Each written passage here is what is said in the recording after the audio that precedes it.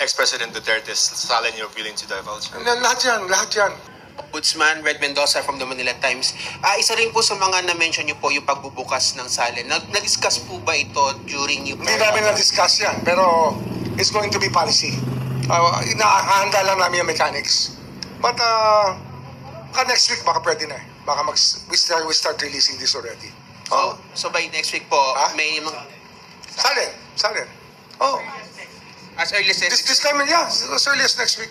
I will ask them to make available this information. But of course, we need requesting parties to ask for the information. Wag naman blanket. Baka naman hingin nyo sa amin yung buong file. Mahirap yan, di ba? Hindi naman tama. Tsaka baka ma-weaponize. Ang kailangan dyan, may undertaking tayo pag kumukuha tayo. Para ng public interest pa rin.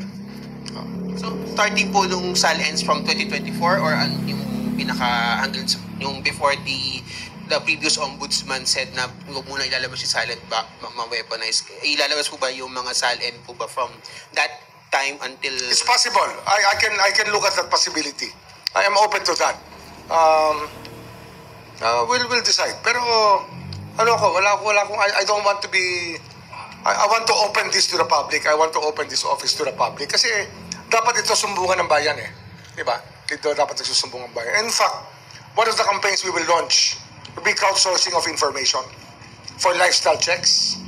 Kasi ang lifestyle check kasi mangyayari dyan, hindi natin i-rely lang sa fact-finding dito, sa investigators. We will ask the public to contribute to us sa lifestyle checks. We will open a line for that.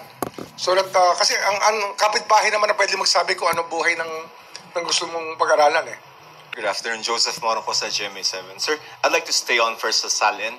Because there's a circular that says in terms of availability ng filed salin is 10 days after and 10 years after it was filed. So if you count 10 years back, we can go as far as maybe 2016. My question is, are you also willing to divulge? Why not? Why not? Ano yun eh, public information na nga yun eh, nahanap natin eh. When talk about transparency, let's go all the way. Let's go all the way. Just to be very specific, sir, ex-President Duterte's salin you're willing to divulge? Lahat yan. Pati kami. Kasama kami dyan. And PBBM? Kasama kami dyan. Kasama kami lahat dyan. Vice President?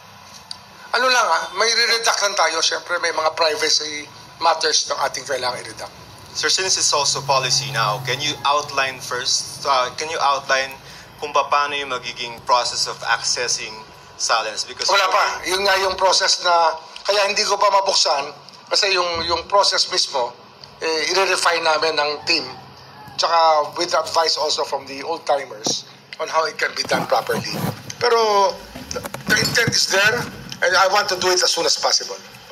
Sir, sorry, I have a second batch of questions focusing on the flood control projects. All right, so of course the public is interested kung sino yung mapapakulong. But right now you have 3 referrals from DPWH and then 2 from COA and then 1 complaint from the DPWH with regard to the ICC. Sir, ang may referral po kayo ng 2 COA report, isang ICC, and then ICI. Sa DPWH? Yes, sir. Lima yun. Yes, sir. My first question on that aspect, sir, is that it was filed September 11, the first complaint, sir, by the DPWH. Can you have an update whether there is counter affidavits already? And ano pa yan? They're already doing the preliminary investigation. Ginagawa na yata. I was told by the then acting ombudsman that they were already on the cases. Yeah. When can a complaint be ripe for resolution, sir? Siyempre yun nga sinasabi ko nga yung case build up para sa PI para ma-resolve yan at meron ka talagang kasong ihahanda mo, ilalatag mo sa korte. Dapat ready for trial. That's when this case is ripe for resolution. Yun ang akin, that's the standard I want to set. We need a standard where once we file the case, we can age the cases. Pwede natin i-age na pag tumagal ng a certain amount of time, sobrang tagal na yan. Ang gusto natin mangyari dito, this is such an urgent matter to be resolved and we will do it as soon as possible. And in the DOJ, our deadline was always yesterday. That's how we work there. Sir, just one clarification. You're planning or you're exploring the possibility of establishing a special division here, and then No. I will ask the permission, or I will ask the Sandigan Bayan, and of course, the Supreme Court will have a hand in it if we will need a special division to try some cases. in the In the Sandigan Bayan. yes, okay. Para mas streamline, sir, Para mas streamline. Yeah. and then dire-diretsang hearing. Yes. Okay. Yes. All right, sir. Thank you for your time, sir.